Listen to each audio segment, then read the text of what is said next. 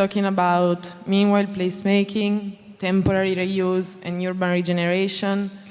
And Petra Marko is an architect, a designer, but mostly a placemaker. And she's here today to tell us about Meanwhile City, the new book that she produced together with Milk, a young collective from Bratislava. So I am very pleased to welcome on stage Petra Marko. Hello, thank you. Hi. So let me just do this first because I'm here for the whole weekend. It's my first time in Torino. And my 7-year-old son was asking, what am I going to do? So I just want to show him all these lovely people in the room. Thank you very much. No worries, I'm not going to be all over social media. So how to activate places and build communities through temporary interventions. As already mentioned, I've put together this book with a team at Milk, who are a visual design studio, a team of designers, researchers. I'm myself an architect who's been practicing most of my time, most of my professional career in London. I've made a big shift with my placemaking practice moving to Bratislava 2 years ago, and we are very active in Central Europe. And last year, Milk approached me and said, let's make a book about what can we do while we're waiting for the future to happen, because it's actually something that they had been also doing on the ground, not just talking about. And this is a group, a collective of people who came together back in 2012 to reactivate and bring back to life the old market hall in Bratislava. This is a building which had been built at the beginning of 20th century, but had been actually closed off for many, many years because the city who owns it didn't have money or ideas how to actually activate it. So the task for this bunch of people, which was a very bottom-up initiative, but I have to say, if I can have a pointer, this guy here is now the mayor of Bratislava, running in his 2nd term. This woman here is in the government, and this guy here is Martin Jenča, who is the founder of Milk. So you'd think, bottom-up initiative, but actually this is where, in this interdisciplinary collaboration, a lot of ideas can emerge and amazing things can happen.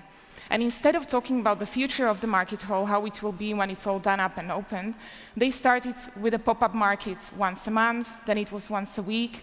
They were able to communicate with the city to get a long lease, and also to get funding for the renovation works. And today, besides the Saturday market, which is very popular, there's a series of cultural and art events. There's community space for children and free activities. There's ceramics for kids, for example, and screenings, and so on. And what's most amazing about what started as a sort of temporary meanwhile activation has reactivated this whole part of the city. So you can see the market hall is very centrally in the historic town center. You can imagine when it was empty, there was nothing much happening, but now actually all the streets and the frontages around it have become filled with different programs, and not just restaurants and cafes, but also like a startup labs and so on. And it also has led to an international competition called out by the city for a series of squares that link up to this square in front of the market hall. So it's triggering a really big regeneration of public spaces in Bratislava. So what we were really interested in when we were putting the book together was to look at how these very temporary, sometimes very low cost, kind of testing things actually build up, and they actually inform the long-term change, and they create long-term value long after the temporary has gone. And this is a sort of theme when it comes to crisis. And we've just come out of another crisis with the COVID, but we are in climate emergency as well. So cities and our planet is really at this crossroads of how we're going to deal with the future. And the crisis is always also an opportunity. And this is an image from Champs-Élysées from Paris, where many of you will be aware that the concept of the so-called 15-minute city is really spearheaded by the mayor, Anne Hidalgo. It's about walking and cycling within your neighborhood, 15 minutes, getting to your daily needs. But meanwhile, and temporary projects have been around for quite some time. And for me, who has lived in London since 2006, it was very, very apparent in 2008 when the financial crisis came. Lots of really big capital investment projects were put on hold, lots of big developments. And this is an example of one of those on Union Street in South London. And it was not just for a few weeks, but these sites were stalled for a number of years. Really big projects which were stalled. So this site had become a Lido for one summer, then it had become an urban orchard, and it was curated by the Architecture Foundation. And the developer, the landowner, actually partnered with the Architecture Foundation to do this series of events. So amazing things which had engaged a local community of market traders from Borough Market and further from the residences around. And coming back to the topic of empty buildings, so meanwhile use in UK planning system is already categorized as a use class. This is an important point because when you apply for meanwhile application, it's assessed in a different way. So it gives you more flexibility to actually do things. And these meanwhile things could be there for many years. So many people we spoke to had said, you know, the meanwhile project we planned for 2 years, stayed for 5 years. Or, you know, we planned it for a few months and stayed for a number of years. So most of the time, the temporary actually is there for much longer, which is interesting to keep in mind. And for instance, Peckham Levels is a 7-story garage, parking garage in South London that the council had done a competition. Carl Turner Works had won it and have transformed this abandoned or again empty infrastructure building into a series of artist studios and 70 co-working spaces. And on the left-hand side, you can see an initiative by an NGO, SCAR, in Rotterdam. And what's interesting about this one is that it's not just one building, but they actually temporarily have transformed, repurposed 40 buildings in the city in partnership with the city, offering temporary studios, whilst the city thinks about the future of these buildings. You know, are they going to have to be demolished? Are they going to be refurbished or rebuilt? And one of the examples is the Wasserei, which is a former laundry building, where the thing is that it also provides skills and job training locally because it's a fashion hub, temporary fashion hub, but it's also where the seamstresses are located, where the people are making the garments. So it's not just the shows, the workshops, and the sort of like active stuff, but it's also the making and the skills training. Now, green mobility is a very, very classic example where tactical urbanism, as it's called in the street space, has been used a lot. The sort of like big example from New York is the transformation of the Times Square. Started with 374 beach chairs. Then it was really important to monitor and get data about how the traffic had adjusted around to build the case for the big capital investment into permanent square. And without this temporary trial, it would have been really difficult to negotiate and to make the argument at the City Hall within the different departments.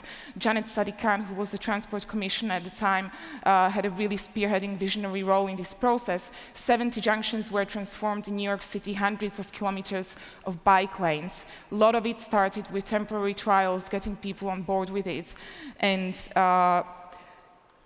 the results speak for themselves. 35% less car accidents, less pedestrian injuries, more footfall, more custom to the surrounding shops on the square, and so on.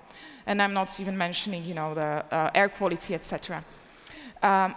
So a lot of these temporary trials are very much about behavior change. We're trying to change the daily habits. And actually, as adults, we're kind of less flexible. We kind of really don't like change.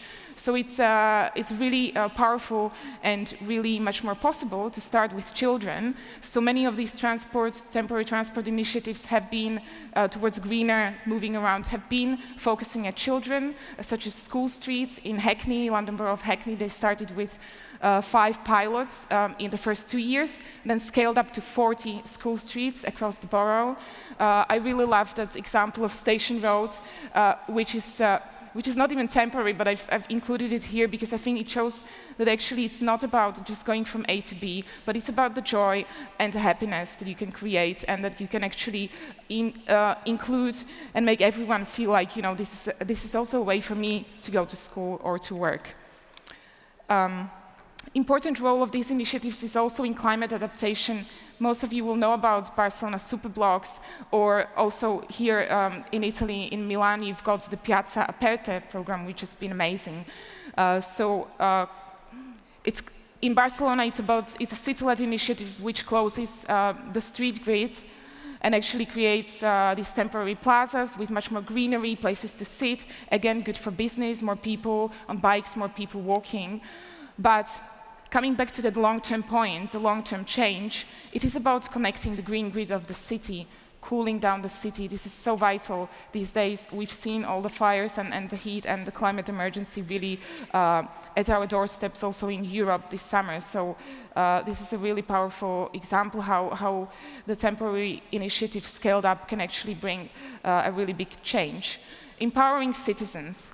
This is an example from Vienna, where the city again leads a program where they're giving financial and organizational support to residents to build parklets or spaces for children on their doorstep. And one of the conditions is that you must live or work really near, adjacent to the place that you are going to create, so that you also will be the one who's taking care of it, and then the neighbors join in and so on. So this idea of stewardship is important here. People get up to 4,000 euros when they are selected through the process to realize their idea. Over 500 projects were supported in the course of 4 years. So again, a very small, very local thing scaled up across the city, and you can see the community value, the neighborliness that it and also the agency for children to take part in transforming their streets, which is amazing for them. When we do the temporary projects, and we've seen the wonderful example, of course, of Farini, it's about engaging people. And in order to engage people, we have to also do the making process so that they can take part. So Folly for a Flyover by Assemble and Math in London lasted for 9 weeks in the summer, and it was made using these very simple constructions of these blocks and threads. So there were 200 volunteers involved in the process.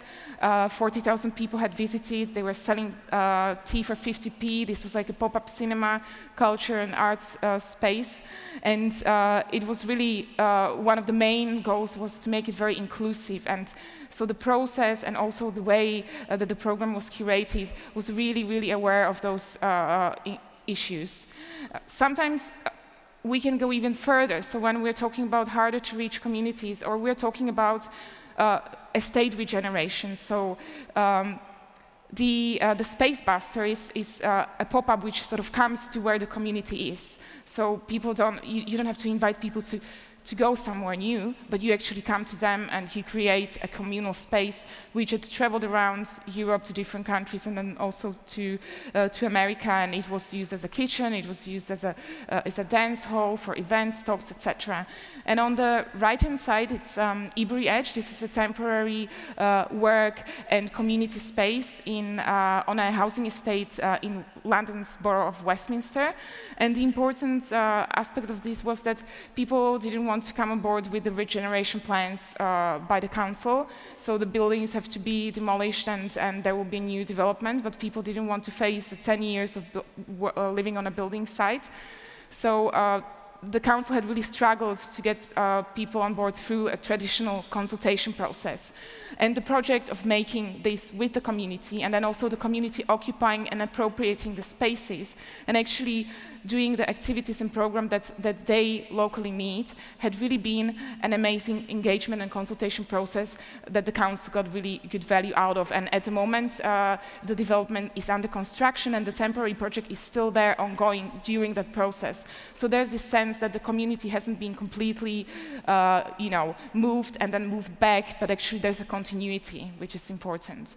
But Meanwhile, projects doesn't have to be initiated or led just by the city or citizens or bottom-up initiatives. There's a big part that private sector can have. And this is quite a sort of big example of a £3 billion regeneration project, King's Cross in North London, by a developer. 40% of the land is public space, and what the development had been built over 20 years, 1,700 housing units, huge amounts of offices, a university, primary school, etc. So really massive development on the former lands owned by the railways. And just to mention one of the Meanwhile projects, because they have started and they had curated a whole strategy of meanwhile use during the construction process as the phases were built out. One of them was the skip garden, which started just with one skip, and then it could move, and then it was sort of building up in terms of its scale.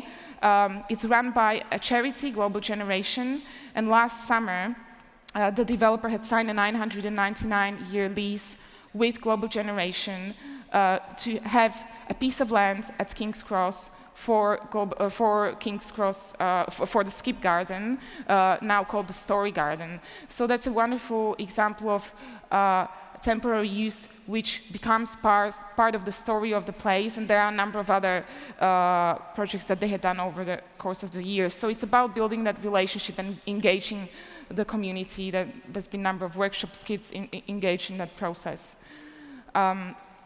Here we're moving to Sweden, in Gothenburg. There are big regeneration plans by the city. Again, public-private partnership here. This area had been industrial harbor area, which people would not come here. There would be no reason for them to come here. This will be an area where 15,000 people will live, and an equal amount of work, job opportunities will be provided in the new development. And what they had done as the first point, and as again a tool for engaging people into the conversation about the future of this area, was to create this temporary sauna. It is free of charge for people to use, and it had sort of created this hub of activity. And the narrative around it was about openness, which is quite literal, even in the use of sauna. But also you can, from the sauna, look at the future area and have those conversations. So an interesting example. Children, young people, and young girls particularly. This is a theme that I'm very that I think is really important to raise awareness of. This is also where temporary projects can help. So, for instance, Pigalle and Nike, two sports brands, are doing these basketball courts, pop-up basketball courts around the world. The one in Beijing is particularly focused on female athletes. So we know that teenage girls spend a lot less time outdoors in public spaces. There are a number of reasons for that, the sense of safety, and also the types of activities that are available. So, this basketball court was particularly focused on girls, and you can see that the way that it's made, it's transparent, it's got good lighting, it's welcoming. There's again a series of programs that goes with it to encourage that. And then I'll just mention Equal Playgrounds in Barcelona, which top left, which is about highlighting the fact that at primary schools, 70% of the courtyard area is taken up by football pitch, usually, and mostly the boys are playing the football. So this collective in Barcelona is actually looking at how can we, in a playful way, actually make this space multi-use. How can we have different activities where boys and girls play together, where girls play something else and then boys play. And it's not about taking the football out of the equation. It's just kind of shifting that balance, because very often we're not even conscious of this. And then Assemble Play is a wonderful initiative by Assemble in London again, and it's just about this free play, pop-up on the streets, collaboration with local authorities or organizations across London. And the point is that, a typical playground, everything is fixed to the ground and everything is, safe and everything is certified. This is all about everything being loose and everything flowing, and it's encouraging the imagination of kids to appropriate the public space and the street space. So this sense of belonging and inclusion and the sense of agency, particularly of kids in cities, is becoming more and more important. It can be encouraged also just by really, really simple things like these chairs. They started in Bryant Park in New York, but now the red chairs, take a seat, they are in Bratislava. There's similar but black chairs in Prague. And these are where you can sit and bring your own food. It doesn't belong to a cafe, you don't have to buy anything. And it's actually, by placing them in a certain spot, you actually can sort of activate and live in that part of the city. Chess Unlimited is in Vienna, where it speaks for itself. It's just about playing chess. It's a universal language, so if you have the language barrier, this is very much targeting sort of welcoming immigrants and having those conversations, because the rules of chess are universal. And the Garden Library in Tel Aviv is also about migrants and having that safe space, because when you come into a country as a migrant, first of all, you don't really have access to all the public facilities. You can't go to a library until you've got your ID and your paperwork sorted. So this is a pop-up library where the families with children can really have that space and that civic hub whilst they're dealing with very, very difficult issues in terms of what they need to sort out to make a living in a new place, and very often not that they had planned to make that move. So all of these examples from the book are about creating welcoming places, and this is not something new. This has started the placemaking movement in the 60s in New York City. It was very much spearheaded by Jane Jacobs, a famous activist and urbanist, who was talking about, protecting these really nitty-gritty mixed-use neighborhoods, eyes on the street. So if you have shop fronts and if you have a lively street, people kind of watch each other, and it's safer, and more people come when there are people. So, public space with people attracts more people, and vice versa, the other way around. So one of her quotes, wonderful quotes, there is no logic that can be superimposed on the city. People make it, and it is to them, not buildings. We must fit our plans. So this and a lot more we have included in Meanwhile City, where we've got 4 in-depth case studies, bottom-up, city-led, public-private partnership, developer. Really important to look at all of these angles and how they can deliver that added value, that social value and public good for the city. And then there are expert interviews, so if you sort of nip into the book, then I would really encourage you, if you don't have a lot of time, to read those 3 interviews from an architect perspective, from a developer perspective, and then from somebody who's working at the city hall. And then there are different themes. So just to sum up, Meanwhile projects are a tool to build active places with strong identity. They help us communicate with the users or future users. They can help us build an engaged community, build trust between developer, authorities, citizen, test future uses, experiment and fast track, change perception about a place. They can be scaled up and get a support for permanent projects, for investment into projects, building a destination and strong place identity. And there are a few disclaimers that we had in the conversation in the research process with different people that had responded for our book. What they had said, and these are some of the important ones that I wanted to highlight. So these projects should be win-win and consider all. So, just being aware that everybody has different interests and everybody gets different value out of it, and needs to be additive to everyone, additive as in adding to the city, even if not everybody is going to be part of the project. They need allocated budget, so even though temporary projects are low cost, they are not for free. They actually need a budget.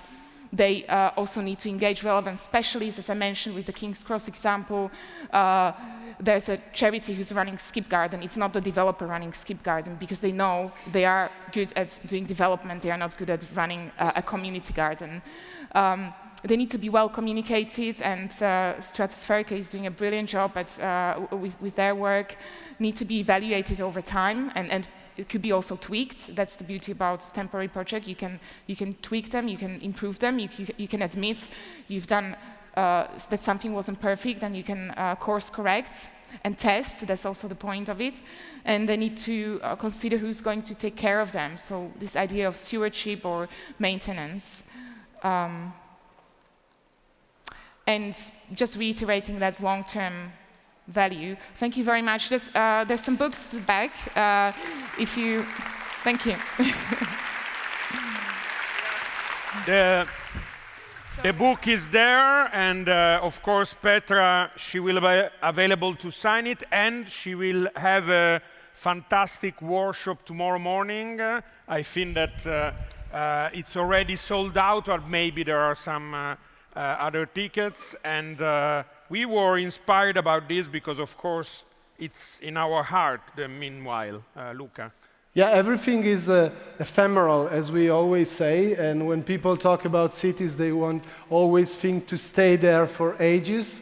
So we always reply, yeah, but you know, everything comes and goes, so it's good to think about placemaking or city making also in a very meanwhile and ephemeral way. So maybe some questions. We can learn from that. Yeah, we can take maybe one question if you have one. We have Petra and her knowledge. And of course, the book is on sale here. You can ask at the desk at the entrance.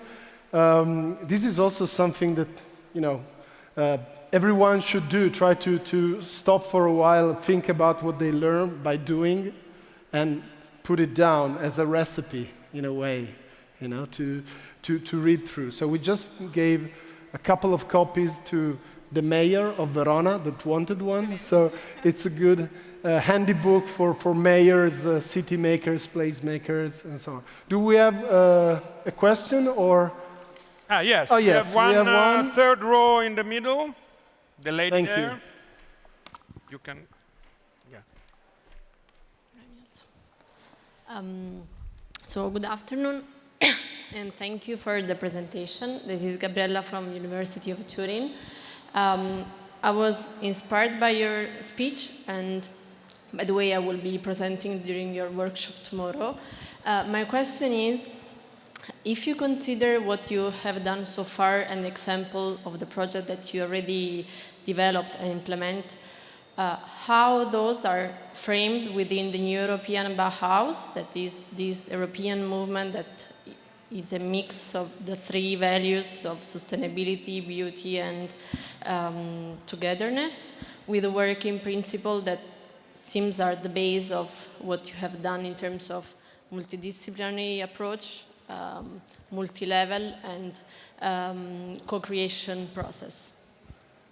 Thank you for the Thank you for the question. Just to clarify, the projects I have shown are the projects which are the case studies in the book, but they are not my projects. So it's projects of many different people all over the world. Just wanted to make sure. I mean, the old market hall, Milk were involved, but other projects are, you know, this is about collecting, let's say, what we consider best cases or inspirational cases. If you would have done all those, it would be, I don't know, incredible. Yeah. Yes, I'm very aware of the new European Bauhaus, and I've actually done some workshops and talks with them, not about Meanwhile City, but on my placemaking work. I think, to be honest with you, I think whether we call it New European Bauhaus or Sustainable Future or Green Cities or Livable Cities, I think it doesn't really matter what is the title. I think, you know, as long as all of these initiatives, and there's also Placemaking Europe and so on, as long as all of these initiatives are actually trying to go towards the same goal. So I think the more, the better. And if New European Bauhaus can engage more people, because they also do workshops for secondary school kids as part of the new, as part of the young European Bauhaus thing. I've been on one of these workshops where they have like 14, 15-year-olds looking at city making using Minecraft, which I now am very familiar with because I have a 7-year-old, so it's all about Minecraft.